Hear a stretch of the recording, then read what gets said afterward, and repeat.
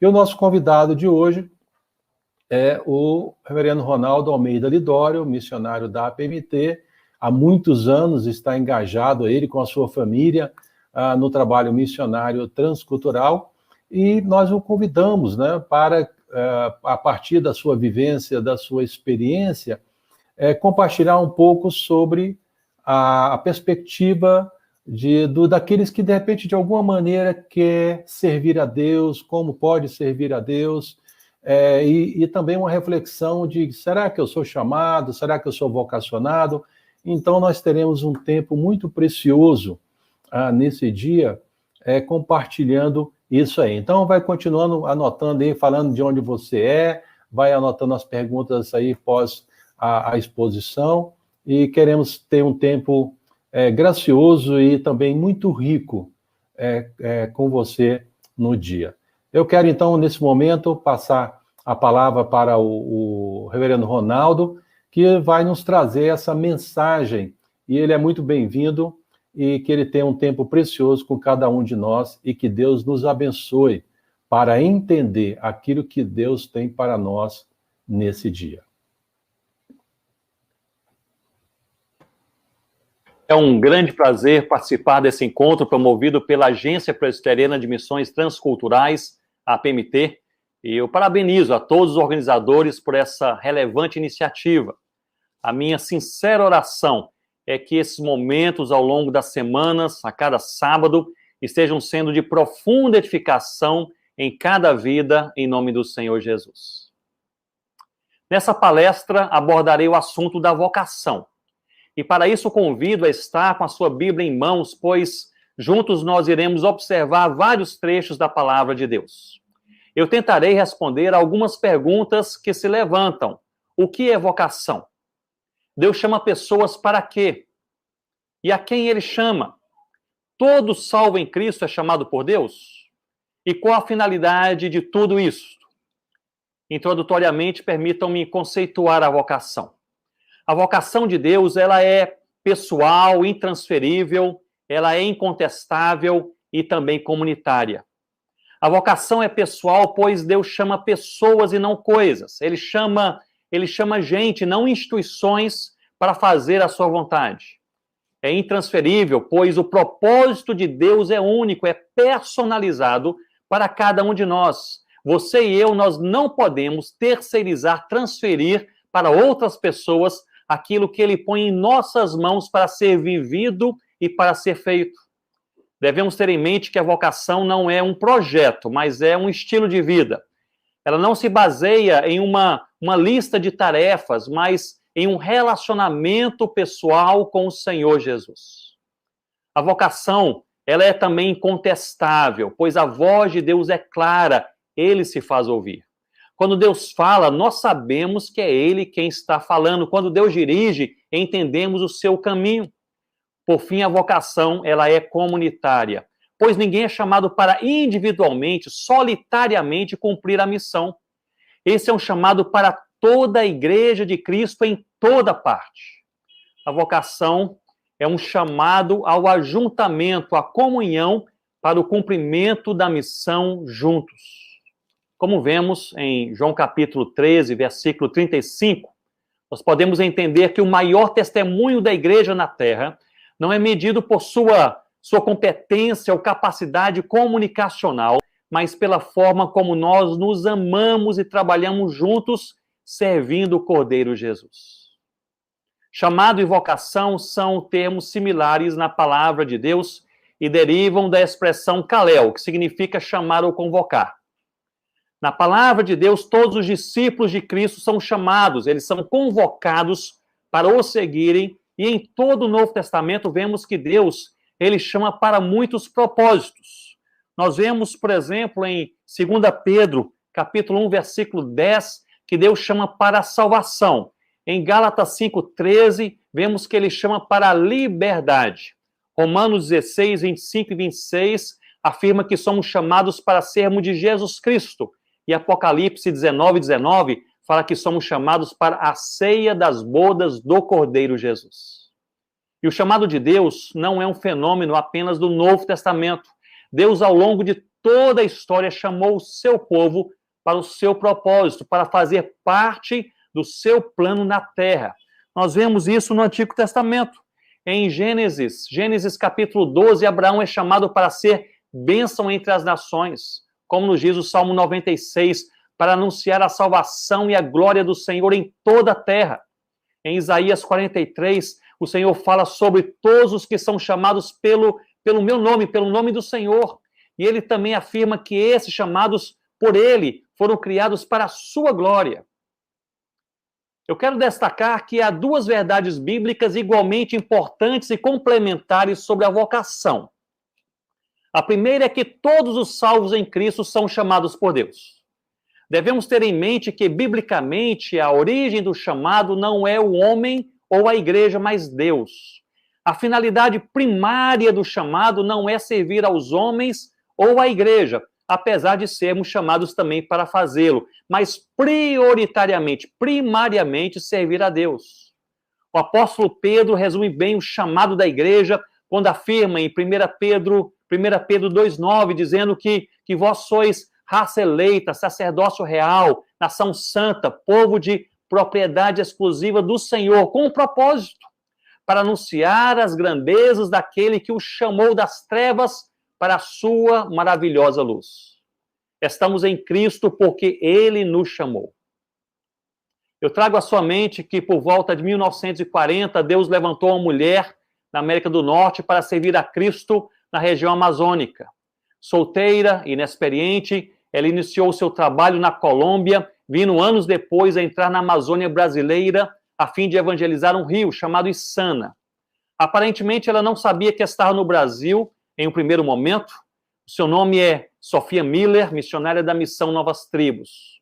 Deus a fortaleceu e ela percorreu aquele rio durante muitos anos e evangelizou as etnias Banil e Curipaco, além de traduzir o Novo Testamento completo para a língua Curipaco. E boa parte do trabalho de tradução era feito enquanto ela viajava durante as noites. Eu tive, há vários anos atrás, o privilégio de conhecer 2 indígenas que remaram para essa missionária Sofia Miller, lá no Alto Rio Negro. E eles falaram com convicção da sua ousadia missionária. A Sofia Miller, certa vez, ao ser entrevistada sobre o seu chamado, sobre sua vocação missionária, ela respondeu dizendo: eu jamais tive um chamado, eu ouvi uma ordem e obedeci. Mesmo tendo sido vocacionada por Deus para o ministério missionário, ao qual serviu com dedicação e fidelidade durante décadas, ela usou essa oportunidade para desmistificar a ideia de que apenas aqueles que receberam um chamado ministerial específico deveriam servir ao Senhor Jesus, seja na obra missionária ou em qualquer outro lugar.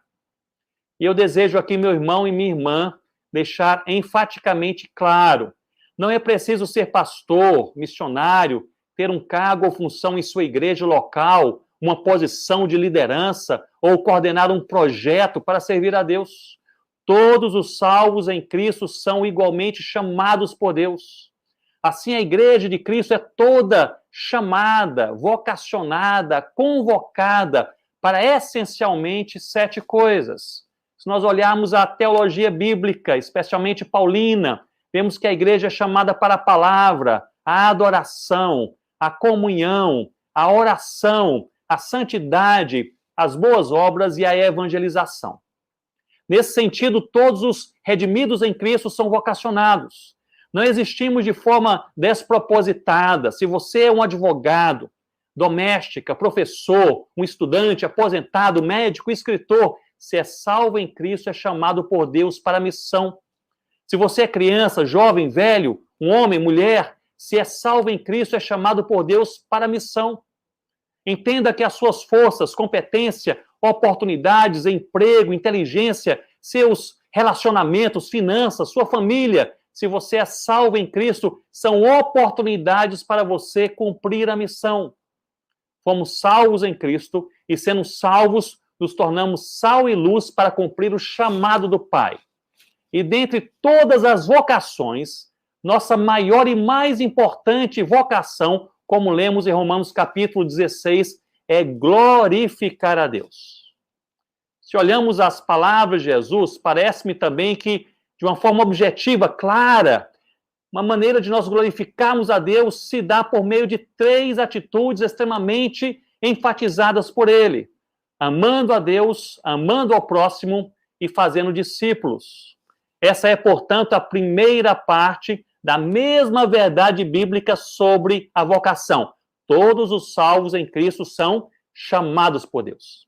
A segunda parte, igualmente importante, é que em meio a todos chamados por Deus e para Deus, ele também chama alguns para funções específicas. E nós vemos isto em toda a palavra do Senhor. Ele chamou Abraão para sair da sua terra e ser pai de uma grande nação. Chamou a Moisés para conduzir o seu povo durante 4 décadas. Chamou Josué para conquistar uma terra que por Deus foi prometida. A Davi para ser rei sobre o seu povo. Chamou a Jeremias para ser profeta em tempos de caos, em tempos de crise. Chamou Jonas para ir para onde não desejava. Chamou a Maria para ser a mãe do Senhor Jesus Cristo, nosso Salvador.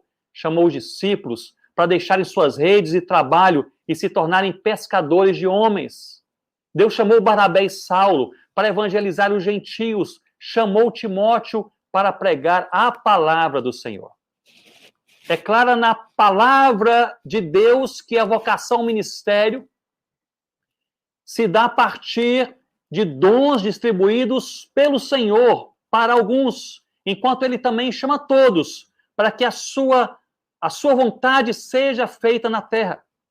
Entendo que esse ministério se baseia nos dons que Cristo distribuiu em sua igreja, para que ela seja edificada e cumpra a missão. Esses dons são específicos e funcionais. Dons de ministério, portanto, entenda, não estão ligados a uma posição de destaque ou superioridade. Permitam-me falar que quem utiliza sua função ministerial como ponte para se destacar ou se impor a outros, não compreende o significado da vocação bíblica. É justamente o contrário. Aqueles que são chamados ao ministério são chamados para servir. São servos. Deveriam ser os mais humildes e os mais dispostos. Escrevendo aos Romanos, em Romanos capítulo 1, versículo 1, Paulo se apresenta como servo do Senhor Jesus Cristo, chamado para ser apóstolo e separado para o evangelho de Deus, expressando que ele é servo de Cristo. Essa é a sua identidade mais importante. Jesus é o mestre, ele é o servo. E sendo servo, o Senhor o chamou para ser apóstolo e o separou para pregar a mensagem do evangelho. Sobre esse chamado específico, trago à sua mente Efésios 4:11. Eu entendo que o Senhor Jesus concedeu dons a alguns para o desempenho de funções igualmente específicas, serem apóstolos, profetas, evangelistas, pastores e mestres, ou pastores-mestres. É importante lembrar que a distribuição desses dons ocorre, como vemos no verso seguinte, para que o corpo de Cristo seja edificado, e no contexto de toda a carta, para que o evangelho de Deus se espalhe por toda a terra. Eu entendo, portanto, que em meio a todos os salvos chamados por Deus, ele também chama alguns para ministérios específicos para que 2 coisas possam acontecer. Para que a igreja, o corpo de Cristo, seja edificado e a mensagem do evangelho de Deus se espalhe, seja comunicada em toda a terra.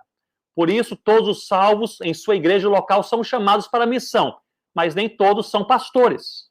Há alguns a quem ele chama para pastorear. Igualmente, em todos os salvos em sua igreja local, sendo chamados para a missão, devem evangelizar. Mas nem todos poderão sair da sua cidade, igreja, e adentrar regiões onde o evangelho ainda não foi pregado. Nessa perspectiva, há alguns chamados por Deus e enviados pela igreja como missionários para testemunhar da fé em Cristo, onde a igreja, como igreja local, não conseguiria chegar, não conseguiria estar. Eu me lembro que aos 14 anos de idade, o meu pai, Gedeon, pregava na igreja presbiteriana de Nova Venécia, era o pastor daquela igreja. Era uma quarta-feira à noite e ele falava sobre o chamado de Deus. Algo diferente aconteceu em meu coração naquele momento. Eu senti uma forte atração, um forte desejo de servir ao Senhor no ministério e especificamente sendo missionário. Deus já havia falado algumas vezes ao meu coração desde a minha infância. Aliás, a minha mãe, Eusa, ela lia histórias da Bíblia e sempre sussurrava ao meu ouvido dizendo: não há nada melhor do que ser um missionário. Então, eu nem tive chance. Mas o fato é que naquela quarta noite eu senti não somente atração, uma inclinação, um desejo, mas eu senti também uma forte convicção. Meu pai, ele, logo depois, ele me deu um livro, a biografia de David Brainerd, e ele disse: se após ler esse livro você ainda quiser ser missionário, eu vou apoiá-lo. E assim o fez. Mas naquela noite, alguém orou por mim, também pelos outros jovens, e creio que a oração ela foi por discernimento e perseverança. E desde então, sempre que eu oro por vocacionados a servir a Cristo, sejam eles com uma vocação ampla, geral, sejam eles com uma vocação específica, ministerial, eu oro por esses dois pontos. Discernimento, para sabermos, você e eu, sabermos o próximo passo. E perseverança, para não pararmos ao longo do caminho. Em meu livrinho Vocacionados, em formato e-book, com distribuição gratuita, eu explico melhor essas funções: apóstolos, profetas, evangelistas, pastores e mestres, em Efésios capítulo 4, versículo 11. E em outras partes da palavra de Deus, Deus também destaca outras funções, como os presbíteros, bispos, diáconos. E no meu entender, como eu já enfatizei, para que essas duas coisas extremamente necessárias possam acontecer, a igreja de Cristo seja edificada, floresça de maneira fiel à palavra, envolvida com o reino, e o evangelho se espalhe por toda a terra, por toda tribo, língua, todo povo, toda nação, para a glória de Deus. Permitam-me aqui também uma observação sobre a vocação específica, especialmente a vocação missionária. Frequentemente, a pergunta que se levanta quando alguém entende que está sendo chamado por Deus para ser missionário é: para onde Deus me chamou? É certo que Deus nos direciona especificamente para lugares diferentes em diferentes momentos da nossa vida. Mas eu entendo que isso não é vocação. Vocação é o que faremos, não para onde iremos. É como serviremos e não onde estaremos. Essa confusão é resultado de uma influência missiológica que não distingue o critério bíblico de função com geografia. Eu explico: da mesma maneira que um carpinteiro é vocacionado para trabalhar a madeira, para fazer, por exemplo, uma bela mesa de 6 lugares, os vocacionados são chamados para fazerem alguma coisa. Se isso é feito perto ou longe, no Brasil ou no além-mar, não é definido pela vocação, mas sim pelo direcionamento de Deus. São coisas distintas. E o direcionamento geográfico de Deus, atentem, pode mudar. Aqueles que são vocacionados para serem pastores, o serão, seja no Brasil ou na Índia. Os plantadores de igrejas, se colocados em São Paulo, eles irão plantar igrejas. Se forem enviados para a Amazônia, farão a mesma coisa. Os mestres ensinarão a palavra, seja em sua própria língua ou em outra língua qualquer. Quem nós somos e o que faremos, ou seja, nosso chamado ministerial em Cristo, é mais determinante para o nosso ministério, estou falando de ministério específico, do que para onde nós iremos. Eu entendo que não há na palavra uma vocação geográfica para a China, Índia, o Japão, ou mesmo uma vocação étnica para os indígenas, quilombolas, mas uma vocação funcional, para se fazer alguma coisa a partir de um dom dado por Deus. O que encontramos na palavra, associado a lugares específicos e povos específicos, são os direcionamentos geográficos para aqueles a quem ele envia. E esses direcionamentos são muito importantes, é claro, tenho certeza disso, mas também eles podem mudar e mudam com frequência. Deus faz assim. Tomemos o ministério de Paulo como exemplo. Deus o enviou para os gentios e o direcionou para Antioquia, Chipre, Icônio, Macedônia, Filipos, Jerusalém e diversas outras regiões e também cidades. Nessa caminhada, o Espírito Santo também, o mesmo Espírito que o impulsionou e dirigiu, também o impediu. de prosseguir para a Ásia e para a Bitínia, como lemos em Atos capítulo 16. E o Senhor, logo depois, o direciona para a Macedônia. E mais adiante, em Atos capítulo 23, o Senhor o direciona para Roma. E de lá ele pretendia seguir para a Espanha. Ou seja, ao ser chamado por Deus para um ministério específico, de acordo com o dom que ele lhe dá, não se angustie se você não souber para onde irá, para onde ou onde você servirá. Seja do outro lado da rua, seja do outro lado do mundo, Deus, que o vocacionou, também irá dirigi-lo e Deus o sustentará em nome do Senhor Jesus. Há, entretanto, na palavra uma forte ênfase transcultural. É bem verdade, e ela precisa ser destacada. Essa ênfase transcultural, ela não se baseia também na geografia, mas no plano de Deus. Ele deseja ser adorado entre todos os povos da terra. Desde Abraão, todas as nações, passando por Cristo, todo mundo, seguindo por Paulo, todos os gentios, e chega no Apocalipse, todos os povos, tribos, línguas e nações. A Bíblia possui uma grande ênfase na missão da igreja, espalhando o evangelho de Cristo em toda parte e de forma prioritária, onde Cristo permanece desconhecido. Como vemos o resumo da ênfase de Paulo em Romanos capítulo 16, onde Cristo ainda não foi anunciado. Parece-me que deveria ser esta a prioridade das prioridades da igreja quanto à missão, seja perto, seja longe. Essa é uma parte importante da vocação da igreja, de toda a igreja. E em meio a toda a igreja, uma parte dessa vocação comunitária é vista quando Deus chama a igreja e envia, por meio da igreja, alguns para evangelizar os não evangelizados, como aconteceu em Antioquia, Atos capítulo 13. A Bíblia está repleta do desejo de Deus de ser adorado entre todos os povos da terra.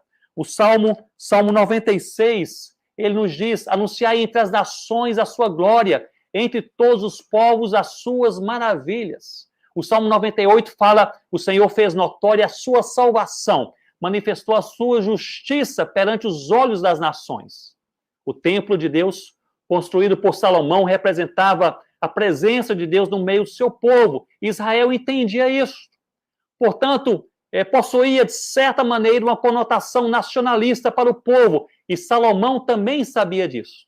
Porém, no dia em que o templo ficou pronto, o rei Salomão, conhecendo a Deus e o plano de Deus, fez uma oração belíssima, inaugural, dizendo em 1 Reis, capítulo 8, versículo 41 a 43. E ele diz assim: também ao estrangeiro, que não for do teu povo Israel, porém vier de terras remotas, por amor do seu nome, ouve tu dos céus, lugar da tua habitação, a fim de que todos os povos da terra conheçam o teu nome, conheçam o teu nome. E nós vemos que em Isaías capítulo 49, versículo 1, nós também lemos: ouvi-me terra do mar, e vós povos de longe. No verso 5 e no verso 6 nós lemos, a palavra nos diz: mas agora diz o Senhor, que me formou desde o ventre. Sim, diz ele, pouco é o seres meu servo para restaurares as tribos de Jacó e tomares a trazer os remanescentes de Israel. Também te dei como luz para os gentios, para seres a minha salvação até a extremidade da terra. Esse desejo e propósito de Deus, ser adorado por todas as nações, leva a igreja a propagar o evangelho a todos os povos. É apresentado por Jesus na grande comissão em Mateus 28, quando ele diz: ide, a necessidade de ir, e fazei discípulos de todas as nações. Pela construção da frase, eu entendo que o auristo com voz passiva, ide, tradução de porém tentés, e o verbo imperativo seguinte, fazei discípulos, funcionam como um duplo imperativo, como encontramos em alguns outros lugares do Novo Testamento. Por isso se traduz como ide e fazei, um duplo imperativo. É necessário ir, chegar às nações, tribos, povos, cidades. E o que dá sentido a essa jornada ao ide é o que nós faremos, fazer discípulos. E não apenas isso, mas a forma de fazer discípulos é igualmente destacada, ensinando-os e batizando-os em nome do Senhor Jesus. Trata-se de um conjunto em que nenhuma peça pode faltar.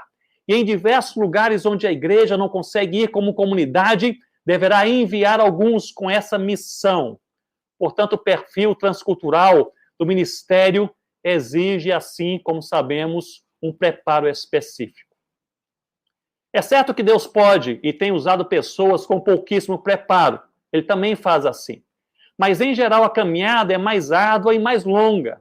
Lidar com outras línguas, diferentes visões de mundo e contextos sociais distintos, tudo isso impõe sobre o missionário uma forte demanda de adaptação pessoal e necessidade de transpor barreiras comunicacionais. A professora Frances Popovich, missionária tradutora do Novo Testamento para a língua machacali no Brasil, ela dizia que Deus usa tudo aquilo que aprendemos. Coisa importante, não é? Portanto, é preciso aprender tudo o que for possível e preparar-se bem para que o nome de Deus seja espalhado por todas as nações. Por todas as nações. Nessa altura, gostaria de recapitular. Em primeiro lugar, todos os salvos em Cristo são chamados por Deus. Deus chama toda a sua igreja para a salvação e a missão. Portanto, somos todos vocacionados para servi-lo com tudo o que somos e com tudo o que temos em Cristo Jesus, onde nós estamos e onde ele nos enviará, para que nós possamos cumprir a missão. Em segundo lugar, dentre todos os salvos, Deus também chama pessoas, servos, para que possam servi-lo em funções específicas. O ministério não é uma plataforma de destaque pessoal, mas uma oportunidade de servir aos redimidos e espalhar o evangelho de Deus. Em terceiro lugar, Deus vocaciona para um serviço, uma função, e não para uma área geográfica. Deus direciona para lugares, segundo o seu propósito, e esse direcionamento de Deus pode mudar. E em quarto lugar, Deus envia alguns a partir da igreja local, seja para um ambiente nacional ou um ambiente transcultural, onde Cristo ainda não foi anunciado, se encontra em outro lugar, o que é frequentemente verdade ainda em nossos dias, com 7.000 povos ainda não alcançados pelo Evangelho, 3.000 povos onde não há nenhuma presença cristã ainda em nossos dias. É desejo do Senhor ser conhecido e adorado por todos os povos da terra. Assim, a transculturalidade do trabalho exige um preparo específico e geralmente prolongado. Eu me lembro que aos 16 anos de idade, meu pai levou-me para colaborar com alguns trabalhos em algumas congregações e igrejas que estavam sob o seu cuidado. Eu trabalhei com adolescentes, ensinei um pouco em uma classe de escola dominical, preguei em algumas ocasiões em que me davam a oportunidade e acompanhei meu pai em diversas visitas pastorais. Dentro de 2 anos, antes de seguir para o seminário, estava claro para mim que Deus não me chamava para o mesmo trabalho que chamou meu pai. Enquanto ele sentia-se fortemente atraído pelo rebanho de Cristo, os meus olhos se dirigiam mais para aqueles que não eram ainda cristãos. Ele, meu pai, sentia muito contentamento e possuía mais facilidade em visitar os crentes e cuidar do povo de Deus. Meu coração, porém, estava mais nas portas que se abriam para a evangelização entre aqueles que ainda não conheciam, seguiam o Senhor Jesus. O que eu quero dizer é que essas conclusões ministeriais normalmente se dão ao longo da caminhada. Portanto, meu irmão, minha irmã, envolva-se nas oportunidades ministeriais que Deus lhe dá, peça a Ele discernimento e abra os olhos do seu coração para enxergar o caminho certo em nome do Senhor Jesus. Nessa última parte da palestra, eu gostaria de observar com vocês Atos capítulo 13. Nesse capítulo, Paulo e Barnabé se encontravam na igreja de Antioquia. Foi ali que o Senhor falou com a igreja, confirmando o chamado que eles tinham para o ministério. A palavra narra no versículo 2, dizendo: e disse o Espírito Santo, separai-me a Barnabé e a Paulo para a obra a que os tenho chamado. O Senhor tem chamado esses homens e a igreja entendeu. Portanto, no versículo 1, nós lemos que servindo eles ao Senhor, ou seja, eles serviam ao Senhor enquanto o Espírito Santo os convocou. Estudemos um pouco o que significa servir, para entendermos qual deve ser a postura de vida daqueles a quem Deus chama. O verbo servindo, no versículo 2 de Atos 13, do grego leiturgonton, ele aponta para aqueles que serviam ao Senhor como leiturgoi, como servos. Estamos no versículo 2. Lembremos que havia 3 formas de alguém se apresentar como servo no contexto do Novo Testamento. Primeiramente, como doulos, o escravo, seria aquele que pessoalmente acompanha o seu senhor para realizar os desejos do seu coração. Portanto, doulos, no contexto do Novo Testamento, é aplicado àquele que tem um compromisso direto com Deus, que serve pessoalmente ao seu senhor. Paulo normalmente se apresenta como doulos, como servo em suas cartas. Em segundo lugar, como diáconos, o mordomo, aquele que serve ao seu senhor através do serviço à comunidade. No Novo Testamento, o termo é usado para aqueles que, sensíveis à necessidade do corpo de Cristo, física ou espiritual, servem a Deus. Em terceiro lugar, como leiturgos, o edificador. O termo ligado aqui à liturgia ou liturgia não é restrito ao culto como nós usamos hoje, mas refere-se àqueles que servem ao Senhor, sendo usados por Ele para abençoar e edificar o irmão que está ao lado. E é justamente este, leiturgos, a raiz do verbo em Atos 13, 2, que expressa que Paulo e Barnabé serviam ao Senhor, afirmando assim que eles eram, antes de qualquer outra coisa, abençoadores, edificadores do corpo de Cristo em Antioquia. Em outras palavras, eles eram uma bênção naquele lugar. A primeira característica apontada pelo texto a respeito desses 2 homens que iniciaram a obra missionária como a conhecemos hoje, não foi, meus irmãos e irmãs, a competência intelectual, o título ministerial, ou mesmo a profundidade teológica, mas sim a fidelidade de vida em relação aos que estavam perto, aos que os rodeava na igreja em Antioquia. Uma aplicação objetiva do texto seria: não envie para longe aqueles que não são uma bênção perto. Aquele rapaz que diz possuir um claro chamado ministerial, mas é um criador de problemas em sua igreja local, não está pronto para ser enviado. Aquela jovem que insistentemente se diz chamada e deseja ir para algum lugar distante, mas não se dispõe a cooperar com o único ministério da sua igreja local, nem mesmo em sua própria família, dá um bom testemunho, também não está pronta para o envio. O outro jovem que deseja ser pastor e servir ao corpo de Cristo, mas é imaturo, ele é arrogante na relação com as pessoas que estão ao seu redor, não deve ainda ser enviado ao seminário. Não envie para longe quem não é uma bênção perto.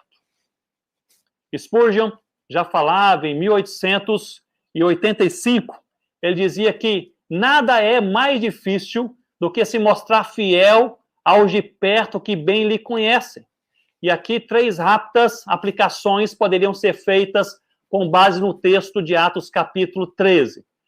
Primeiramente, a primeira aplicação, uma aplicação pessoal. Não há nada mais perto de nós do que a nossa família, em uma perspectiva pessoal. Aquele que não pode ser apontado pelos pais, pela esposa, pelos filhos, como leiturgos, como abençoador no dia a dia da sua casa, dificilmente será uma bênção fora dela. Em segundo lugar, uma aplicação ministerial, líderes e pregadores que se destacam nos púlpitos e salas de seminários, mas fracassam sucessivamente, continuamente, com a própria família e amigos ao seu redor, eles não estão prontos para o ministério. O ministério não nos define, o que nos define é a nossa vida em Cristo. Assim, nosso ministério é definido por quem somos em Cristo Jesus. E, por fim, uma aplicação eclesiástica. Não há nada mais perto da igreja do que a própria igreja. Os irmãos com os quais nos encontramos a cada dia ou semana. Se uma comunidade cristã, uma igreja local, não demonstra ser leiturgos, abençoadora para aqueles com quem convive dia a dia, culto a culto, encontro a encontro, dificilmente essa comunidade, essa igreja conseguirá fazer diferença em outros lugares da sociedade, seja perto ou seja longe. Eu encerro com a palavra aos salvos em Cristo e vocacionados para a missão, seja uma vocação ampla ou específica. Guardem os seus corações. Deus não nos avalia como somos avaliados pelos que estão ao nosso redor. Ele não olha a nossa aparência, mas o nosso coração. A palavra usa expressões no Salmo 51, coração puro, ou em Mateus 22, de todo o teu coração, para nos fazer entender, como lemos em 1 Samuel 16, 7, que o Senhor não vê como vê o homem, pois o homem olha para o que está diante dos seus olhos, porém o Senhor olha para o coração. Richard Baxter, teólogo, homem piedoso e autor de mais de 130 livros do século 17, afirma em seu livro Pastor Aprovado que é mais fácil julgar o pecado do que dominá-lo. E ele nos desafia, somos exortados a olhar por nós mesmos para não suceder que convivamos com os mesmos pecados contra os quais nós pregamos. E da mesma maneira, C.S. Lewis nos ensina que quando um homem se torna melhor, compreende cada vez mais claramente o mal que ainda existe em si.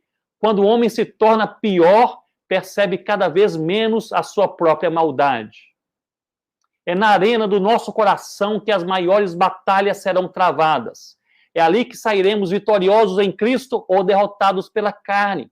O serviço cristão, meu irmão, minha irmã, não é tecido prioritariamente pelos fios de inteligência, competência ou influência, mas de santidade, de fé e espírito quebrantável.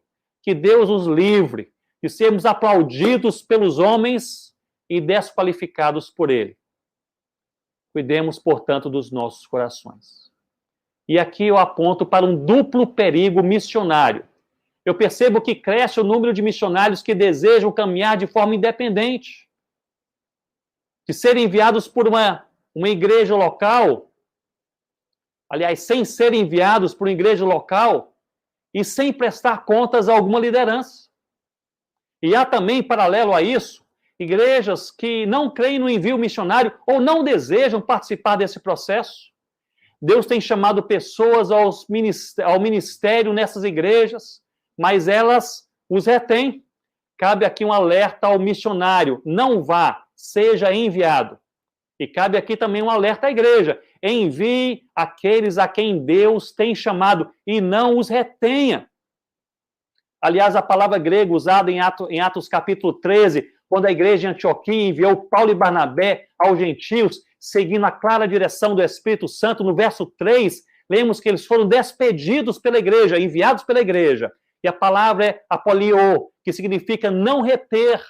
Igreja, não retenha, envie. E missionário, não vá, seja enviado. Eu termino com as palavras fortíssimas, palavras de Sproul, quando ele, em um de seus livros, What's the Great Commission? O que é a grande comissão? Ele afirma que é Deus quem institui, santifica e comanda a igreja para a missão. Ele diz que o motivo por trás da ação divina de redenção cristalizada em João 3,16 encontra-se na ação de Deus enviando seu Filho ao mundo. Ele destaca que a base bíblica para a missão da igreja é apresentada em João 17,18, quando Jesus Cristo afirma: assim como tu me enviaste ao mundo, também eu os enviei ao mundo. A igreja, portanto, é enviada ao mundo na autoridade de Cristo. E Sproul, ele lamenta dizendo, e eu leio: infelizmente, o número de missionários nos campos continua a declinar, pois uma porção significativa da igreja não mais crê que é necessário cumprir o mandato de Cristo, levando o evangelho de Cristo até os confins da terra. E ele orienta de forma gravíssima: se alguém se levanta em um encontro da igreja e diz que os dias da missão estão concluídos, resista a ele fortemente, porque essa pessoa está advogando não menos do que a traição ao Senhor da igreja. É responsabilidade da igreja cumprir a grande comissão, enviando pessoas a todo mundo, e isto é missões. Que Deus abençoe aqueles a quem Ele chama e vocaciona para a salvação e a missão, para nós vivermos com tudo que nós somos e com tudo que nós temos, durante todo o nosso tempo que o Senhor nos der nessa terra, para nós glorificarmos o nome do Senhor Jesus. Que Deus os abençoe. Agradecemos aí a mensagem pelo reverendo Ronaldo, falando sobre a vocação, e que ela seja inspiradora e que te leve a uma reflexão profunda sobre a vocação que Deus estabeleceu para cada um de nós. Foi bem conceituado por ele esse aspecto do envolvimento da igreja, da confirmação da igreja, da não independência. E eu gostaria de deixar aqui a oportunidade para você que está nos acompanhando aí, tem o chat ao lado. Se você quer formular algum tipo de pergunta, pode ir escrevendo aí. E nós estamos aí, nossa missionária Isabela vai selecionar algumas delas e assim vamos poder conversar aí um pouquinho sobre o tema abordado nesse dia. Isabela, temos aí alguma pergunta? Olá, pastor. Olá, pessoal que estão em casa nos ouvindo. Temos sim, o pessoal durante a mensagem já foi anotando e deixando aqui as perguntas para fazer para o pastor Ronaldo. E sobre o tema aqui dos vocacionados e sobre chamado específico e chamado geral. Então vamos chamar o pastor Ronaldo aqui para poder ver se ele está conseguindo entrar para poder responder essas perguntas. Boa tarde, pastor Ronaldo. Que bom tê-lo aqui conosco. Bom estar com vocês. O senhor nos escuta bem?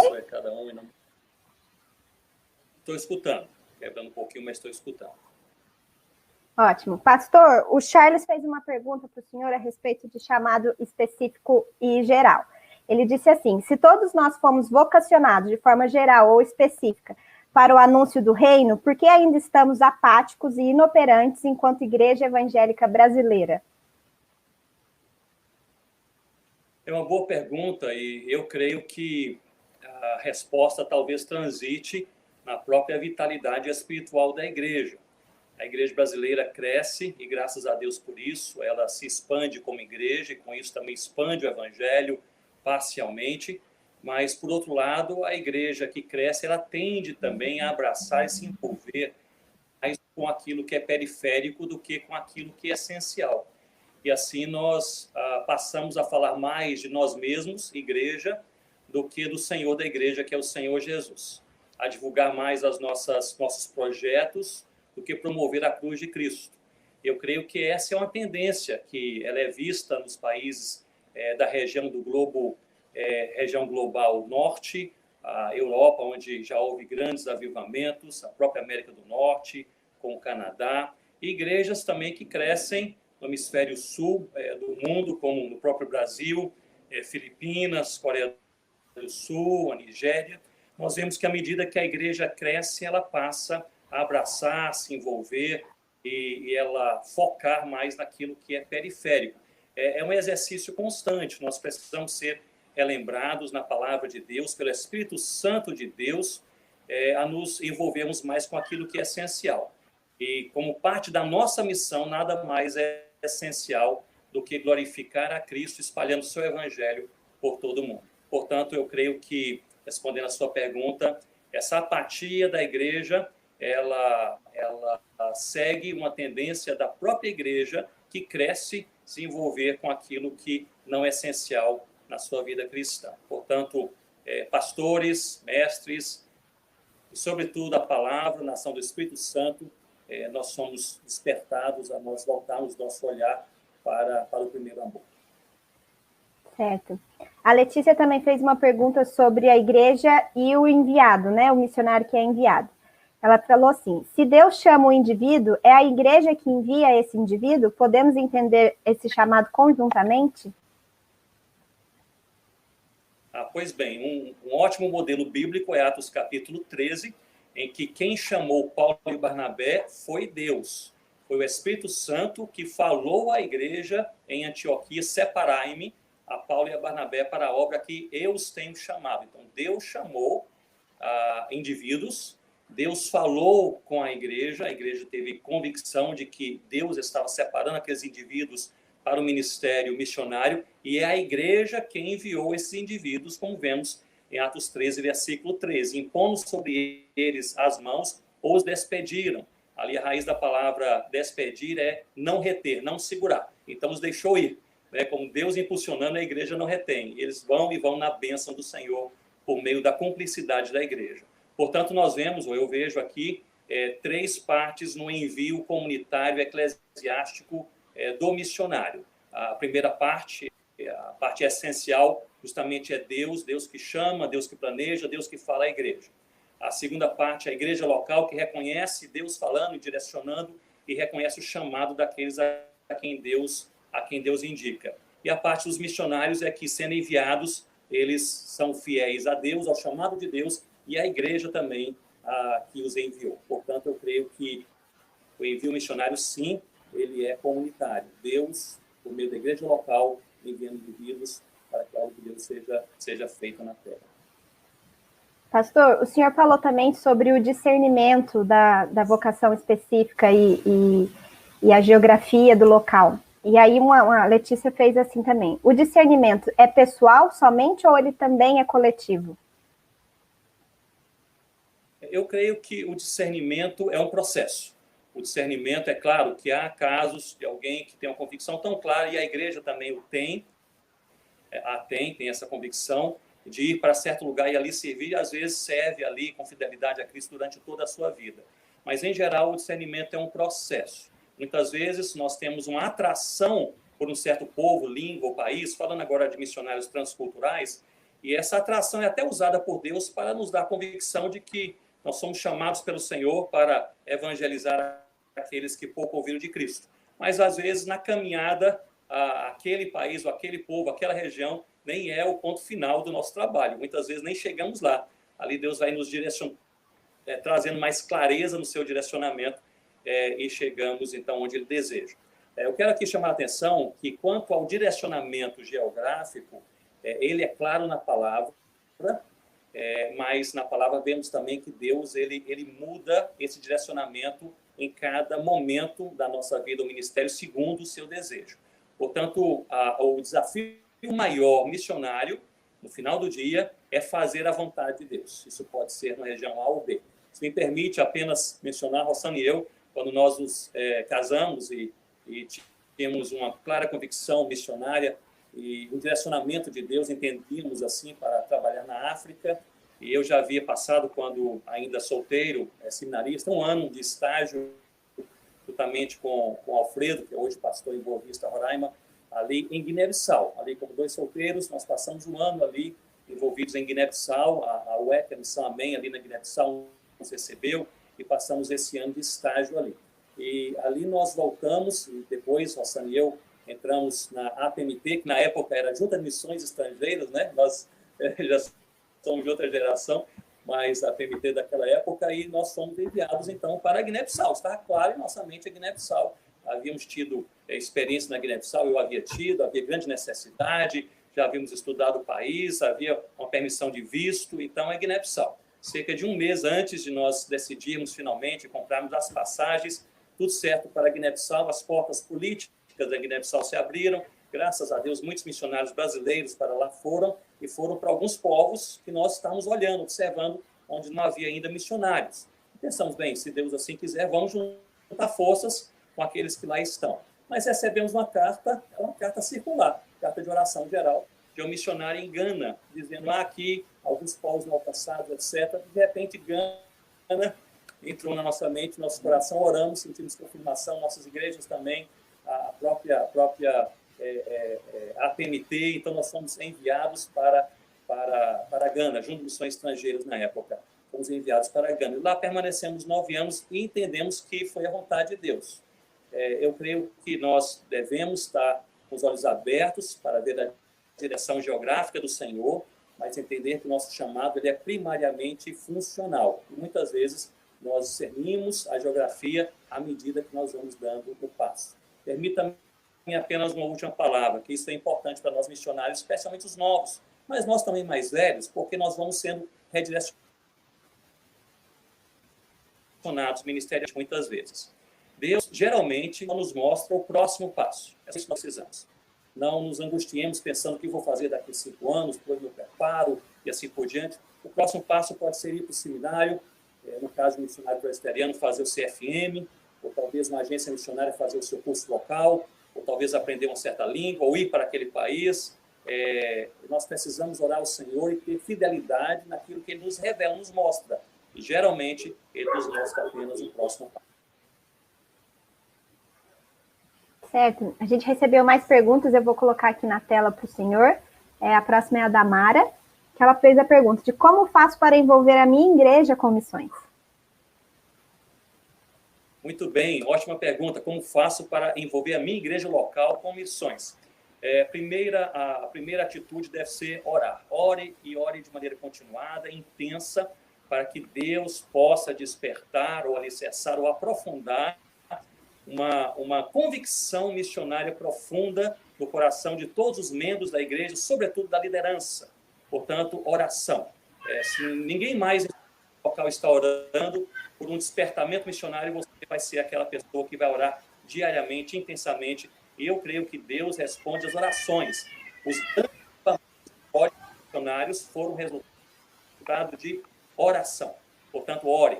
Em segundo lugar, invista na liderança da sua igreja local. Eu tenho tantos bons exemplos de pessoas que já me falaram ao longo dos anos. Olha, Ronaldo, eu tinha aqui um livro com a base bíblica de missões. Me edificou muito. Presenteei o meu pastor com aquele livro, o ancião da minha igreja, né? No caso, a igreja presbiteriana, meu presbítero, diácono, né? Um professor de escola dominical, muitas vezes enviando um link, né? Hoje, aí, tudo online, né? De uma palestra sobre o assunto para aquele líder-chave, de maneira sistemática, não inoportuna, todos os dias, mas sistemática na vida de líderes, para que, a partir de uma convicção bíblica, seus corações sejam também inflamados pela obra missionária. Então, em primeiro lugar, ore. Em segundo lugar, invista na vida de líderes com bom material bíblico, teológico, sólido, missionário. E, em terceiro lugar, envolva-se com a missão no contexto da igreja. Seja você uma pessoa que sempre traz o assunto, que traz os pedidos de oração pelos campos missionários, que distribui aquela estatística dos povos não alcançados ali na sua região ou em outras regiões do mundo, que destaca aquele assunto daquilo que está acontecendo hoje no mundo, uma grande oportunidade para a igreja ali fazer diferença na terra, ser algo de brilho. Então, seja você uma mobilizadora de missões em sua igreja local. Eu, recentemente, ouvi uma jovem dizer: Ronaldo, eu orava para que minha igreja se tornasse uma igreja missionária, e não havia qualquer envolvimento missionário, até a liderança tinha uma certa assim, reserva quanto ao assunto missões, e graças a Deus ali nós tivemos a oportunidade de apresentar à liderança da igreja um livro, e o pastor da igreja resolveu estudar aquele livro sobre base bíblica de missões durante um semestre na igreja. E ela disse: a igreja hoje é outra, há vocações missionárias, há um momento de oração durante a semana só por missões. Portanto, ore, invista na liderança e seja um mobilizador de missões em sua igreja. E se você for, dependendo da sua denominação, você deve estar sendo junta também de missões.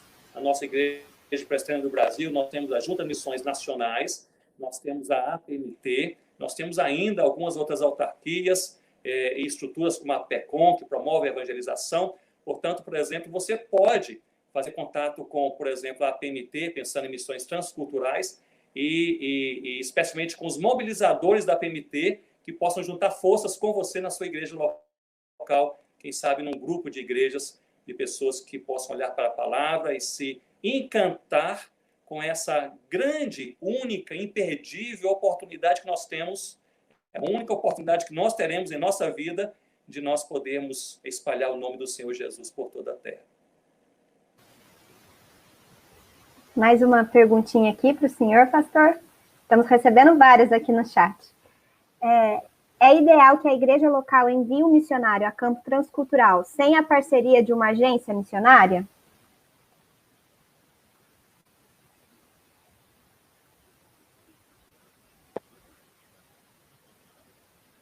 O início da pergunta foi se é ideal. Eu não peguei. E está aqui na tela a pergunta, olha, é ideal que a igreja local envie um missionário a campo transcultural?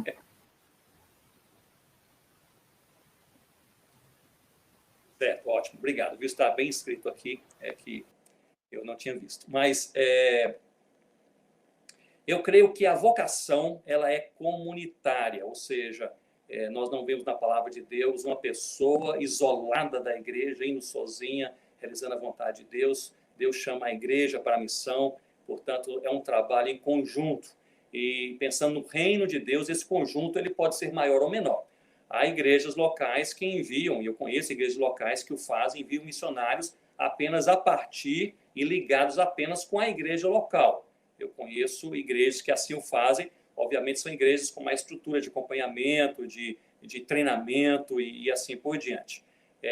Muitas denominações, com a própria IPB, possuem, como eu mencionei, as suas estruturas missionárias junto às missões nacionais. Pensemos aqui na APMT, a Agência Presbiteriana de Missões Transculturais, em que a APMT possui um escopo, uma estrutura que concilia treinamento, pastoreio e estratégia. É o que o missionário precisa. Precisa de treinamento para que ele tenha as ferramentas para o trabalho, precisa de pastoreio para que caminhe, sobretudo, aos pés do Senhor Jesus, e precisa também de estratégia para entender como andar e como aproveitar oportunidades e também como se esquivar de alguns perigos no campo missionário. Muito bem, isso é uma estrutura como a PMT possui e em conjunto com a igreja local, faz todo sentido que a igreja local, com a PMT, juntem forças para que isso possa acontecer. Há, além da PMT, diversas outras agências nacionais e também internacionais. E a PMT ela tem feito essas parcerias quando elas são necessárias. Por exemplo, um local onde a agência C ela está lá trabalhando, a agência A está lá trabalhando, 2 ou 3 agências, e ali a PMT vai enviar um missionário. Então, além da igreja local, além da agência denominacional, agora uma agência interdenominacional. Então, ali uma junção de forças. Eu creio que o que precisa ficar claro qual é a melhor estrutura de cumplicidade, de parceria, para que o evangelho se espalhe de uma maneira sólida e responsável naquela parte do mundo. Eu acho que respondendo a essa pergunta é que se deve pensar em qual configuração de parceria isso pode acontecer. Na minha experiência pessoal, eu tenho visto que essas parcerias, quando são mais amplas, elas são também muito benéficas. Ou seja, você tem uma igreja, ou algumas igrejas locais, você tem uma agência denominacional responsável, sólida, e, quando necessário, você tem uma agência interdenominacional que possui certa especialidade em alguma área. Por exemplo, nós temos aí agências especiais, forças para que o evangelho se espalhe de maneira responsável onde está. A liderança dessas estruturas local, agência denominacional, agência interdenominacional, precisam conversar. E é preciso que haja um projeto bem definido, claro. A palavra aqui que me vem à mente é clareza. Quando há clareza, as coisas vão bem. E não é para cuidar do missionário. O missionário precisa de cuidado, mas é para que assegurar que o evangelho se enraize naquela região. Pastor, só mais 2 perguntinhas para o senhor, e aí a gente encerra esse bate-papo. A próxima vamos colocar aqui na tela. E se a pessoa estiver numa igreja que não reconhece o dom e o ministério do candidato, e esse candidato deveria mudar de igreja para ele poder ser enviado a missões? Essa é uma pergunta recorrente. Eu a tenho ouvido e recebido ao longo dos anos bastante frequência. Um descompasso. Se a igreja não reconhece aquele missionário vocacionado ali na igreja local, e muitas vezes não envia esse missionário, se ele deve mudar de igreja para fazê-lo, para ser enviado. A pergunta que me vem à mente é: por que a igreja não reconhece? Essa é a pergunta que frequentemente eu faço quando recebo essa indagação. Por que a igreja não reconhece?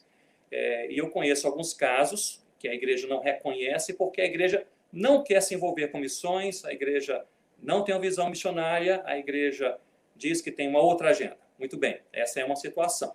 uma falta de uma compreensão bíblica e um coração despertado para a obra missionária na igreja local. Mas muitas vezes a situação é outra. Quando conversando com a liderança daquela igreja, muitas vezes a liderança diz: essa pessoa nós consideramos que ainda não está pronta para o envio. Ela tem ainda uma caminhada a fazer, precisa ainda se envolver com o ministério da igreja local, ou possui alguma coisa em sua vida, sua ainda jornada pessoal, espiritual, relacional, que precisa ainda ser burilado. Então, essa é uma outra realidade. Então, a pergunta a ser feita é: por que a igreja não reconhece? Se é falta de um aprofundamento bíblico, de um despertamento, uma convicção missionária da própria igreja, uma falta da igreja, no meu entender. Se é falta de ainda uma maturidade da pessoa chamada e vocacionada por Deus, essa pessoa precisa ainda fazer uma caminhada de amadurecimento antes de ser enviada. O missionário tem pressa para ser enviado. Isso é uma realidade, eu não acho ruim. Eu acho que o missionário que não tem pressa de ser enviado, alguma coisa está aí talvez faltando. Mas tem pressa, quer chegar logo no campo, quer realizar o trabalho para o qual foi vocacionado, está inflamado, né? E sonhando com aquilo, orando, assim por diante. Mas é preciso que haja ali uma concordância. Esse descompasso, ele é negativo. Eu nunca indico que uma pessoa mude de igreja. Eu acho que a pessoa pode, eu tenho visto alguns irmãos e irmãs tomando essa decisão, essa não tem sido o meu conselho. Isso por um motivo: mesmo se a falta estiver na igreja, eu creio que a presença insistente do missionário e da missionária naquela igreja, debaixo de oração, em algum momento a liderança daquela igreja há de ouvir a direção, há de ver a direção de Deus de maneira clara, porque Deus responde às orações. E lembre-se, esses primeiros a serem enviados, geralmente, eles quebram mais cabeça mesmo. Eles têm que passar por um crivo mais apertado, as coisas ainda não estão bem definidas. Mas depois desses serem enviados, muitas vezes as portas se abrem e para os próximos se torna muito mais fácil, muito mais harmonioso, com mais cumplicidade, não é? Então há um preço também a pagar por ser primeiro a ser enviado em uma igreja que ainda não tem experiência nessa caminhada. Pastor, e para encerrar, uma última pergunta também sobre jovens e missões. O pastor Lucas perguntou: qual é o papel de um pastor para trabalhar missões nos corações dos jovens? Muito bem. Do pastor. Eu creio que, em primeiro lugar, o pastor deve ser um modelo para a sua igreja, não apenas os jovens, mas para a sua igreja, naquilo que ele compreende que é essencial na palavra de Deus. Se ele crê que é essencial na vida cristã, na palavra de Deus, orar, que ele tenha uma vida de oração. Se ele crê que é essencial o envolvimento com a missão, que ele tenha esse envolvimento. Então, esse exemplo pessoal já causa, ou já se impõe como uma grande influência para toda a igreja, e nesse caso específico, pela pergunta, também aos jovens. À medida que os jovens veem os seus líderes, pastores, agindo de certa maneira, os jovens já se sentem inclinados, pelo menos, a prestar atenção àquele tema e àquele assunto. Portanto, é o exemplo pessoal. Em segundo lugar, eu creio que pregando a palavra de Deus, pregando a ênfase missionária na palavra de Deus. Eu acho que conferências missionárias, elas são, em geral, uma grande bênção. Deus as tem usado abundantemente no Brasil e fora. E nós vemos conferências em tantas igrejas e denominações, graças a Deus por isso. Mas eu fico entristecido quando chego em uma igreja e percebo que o único sermão sobre missão que a igreja ouve ao longo do ano inteiro é pregado na conferência missionária por um convidado, uma pessoa que vem de fora. O pastor daquela igreja jamais prega sobre esse tema. Então, em segundo lugar, pregue sobre a missão. Faça uma exposição bíblica sobre o desejo de Deus de ser adorado entre todos os povos da terra, do outro lado da rua e do outro lado do mundo. Então, em primeiro lugar, seja um exemplo de envolvimento com a missão. Em segundo lugar, pregue biblicamente sobre a missão. Em terceiro lugar, invista para que os jovens, já respondendo especificamente a sua pergunta, os jovens leiam sobre a missão. Cria aí uma mini biblioteca de biografias missionárias e empreste esses livros, né, hoje como e-book também, ou indique, para que os jovens possam ler biografias missionárias, mas também teologia da missão. Então, por meio da leitura, jovens leem, jovens refletem a partir de boas leituras. Eu creio que essas 3 atitudes. Em quarto lugar, e aí eu encerro aí essa resposta, envolva os jovens na prática da missão. Aqui na região amazônica, por exemplo, vez por outra, eu vejo aqui, por ser da igreja presbiteriana, vejo em algumas igrejas presbiterianas, mais frequentemente na igreja presbiteriana de Manaus, a central, caravanas de jovens liderados por 1 ou 2 pastores da igreja local, fazendo ali, se juntando forças com a igreja e fazendo uma excursão missionária entre ribeirinhos, aqui no interior da Amazônia, com evangelização, com alguns projetos sociais, assim por diante. E quando eu vejo, eu encontro esses jovens, quando estão retornando, geralmente eles dizem, olha, nós estamos voltando assim transformados, né? Não somente pelo impacto com o povo, mas pela consciência da vontade de Deus de fazer seu evangelho transformar vidas em toda parte, inclusive nessa parte do mundo. Então, promova experiências missionárias para os seus jovens, né? No centro da cidade.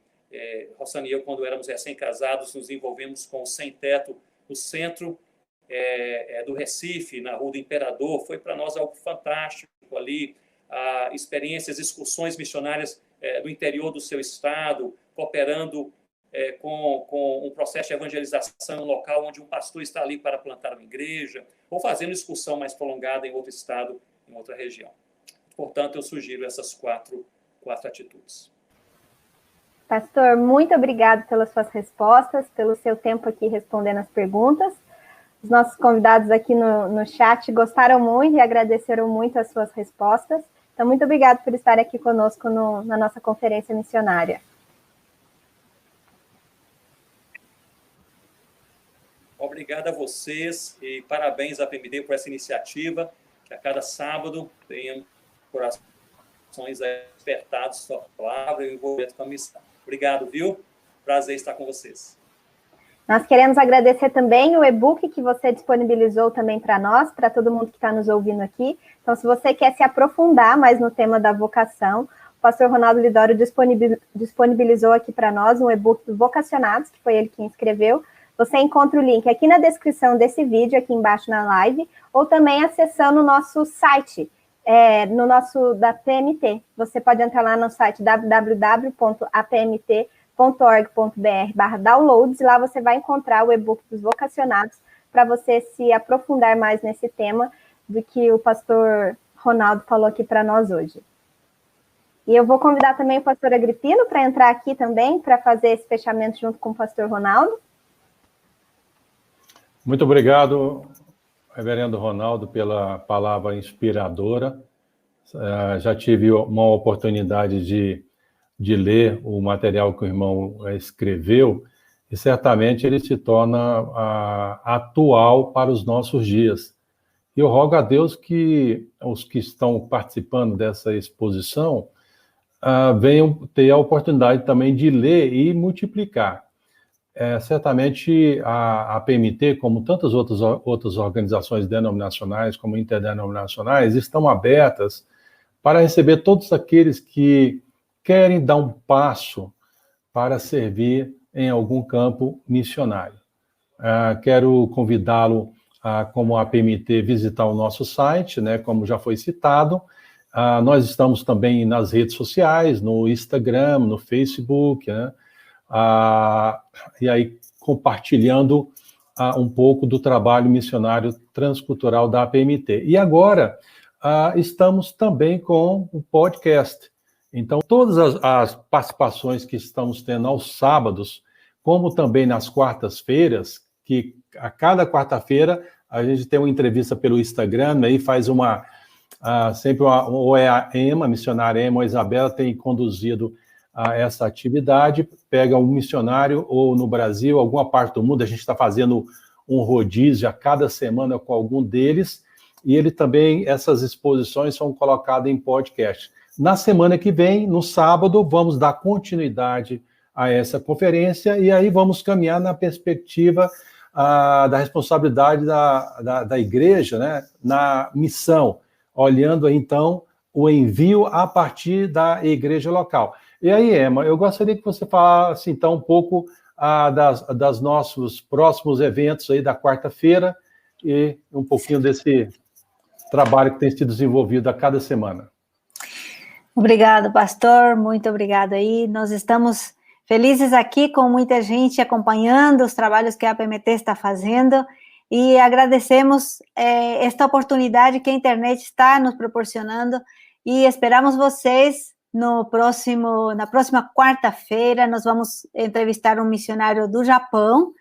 No próximo sábado, nós vamos conversar um pouquinho com um pastor enviador, e não somente enviando o missionário, mas também o envolvimento da igreja no preparo desse vocacionado para ser enviado. Não perca a nossa live do próximo sábado. E mais informações aí nós vamos ter também com a Isabela. Olha, a gente queria aproveitar também que o nosso podcast que a gente lançou hoje, mais um episódio, é sobre vocação missionária.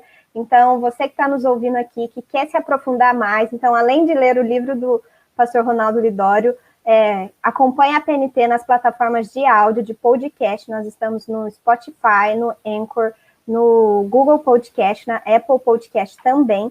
E o tema de hoje, que o episódio que a gente lançou de hoje Fui chamado, e agora? Então, tudo tem a ver com esse tema que a gente falou sobre os vocacionados. Então, vai lá, compartilha, escuta o nosso programa de podcast, que temos certeza que você vai ser muito edificado e você também vai ser mais direcionado para essa caminhada missionária que está só começando. Então, continue acompanhando a PNT, principalmente nesse mês de agosto, porque estamos produzindo vários materiais de missões para mobilizar a sua igreja, engajar os seus jovens também na missão. Então, é uma oportunidade de você conhecer mais sobre missões e se preparar melhor. Claro que o nosso desejo é que a sua igreja faça missões o ano inteiro e seja uma igreja missionária, mas em especial nesse mês de agosto, que você ore pelos nossos missionários. Todos os dias nós estamos colocando uma arte com as fotinhos dos nossos missionários para você estar orando junto com a sua igreja. Vários motivos especiais de oração para a família, para o sustento, para o ministério, para o campo dos nossos missionários. Então, continue aí acompanhando as nossas redes sociais para você conhecer os nossos missionários e se envolver mais na missão, orando, enviando os seus missionários também, sendo uma igreja parceira. Nós gostaríamos também de chamar o pastor Ronaldo para dar uma palavrinha final aqui para nós e para a gente encerrar essa live de hoje da nossa conferência sobre vocação. Pastor Ronaldo, é com o senhor, uma palavrinha final para a gente encerrar aqui a nossa conferência no dia de hoje.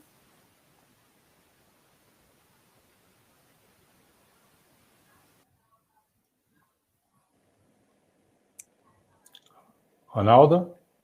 Muito bem, que Deus possa encorajar cada um na caminhada servindo o Senhor Jesus. Eu creio que boa parte da nossa vida ela é definida não pelo que nós fazemos, mas por quem nós somos. E quem nos define é o próprio Senhor Jesus. É nesse relacionamento pessoal, íntimo e continuado com Jesus que a nossa identidade é definida, quem nós somos. Muitas vezes nós damos muita ênfase naquilo que nós fazemos ou deveríamos fazer, e há espaço para isso, tem o seu lugar, porém o mais importante, o essencial, é quem nós somos no Senhor Jesus. Portanto, não descuide sua vida devocional diária, palavra, oração, adoração, não descuide do seu envolvimento com a igreja local, na comunhão, com os irmãos, com as irmãs. Não descuide também da oportunidade que Deus lhe dá de crescimento. Deus sempre quer nos ensinar alguma coisa nova. Portanto, a cada dia, uma semana, você pode fazer. Eu tenho feito essa pergunta, tem sido tão útil no que Deus quer me ensinar nesse momento da minha vida. Aprendermos com Cristo, seguirmos, amarmos a Cristo. Isso nos faz também servir a Cristo com inteireza de coração. Que Deus abençoe os corações animados aí nesses dias. Em nome de Jesus. Amém.